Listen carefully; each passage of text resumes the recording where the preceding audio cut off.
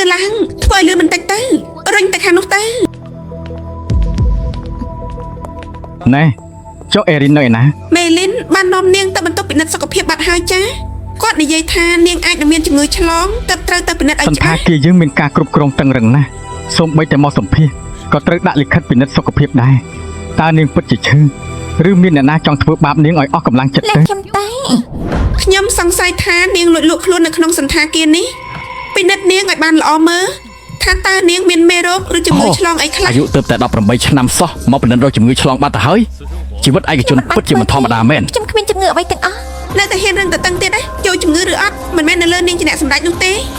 អ្នកណានៅខាងក្រៅចូលមកចាប់នាងសង្កត់លើក្រែភ្លាមហើយបកខោនាងចេញដើម្បីពិនិត្យឲ្យបានច្បាស់លាស់លែងខ្ញុំពួកឯងធ្វើបែបនេះគឺខុសច្បាប់ហើយណាលែងខ្ញុំទៅ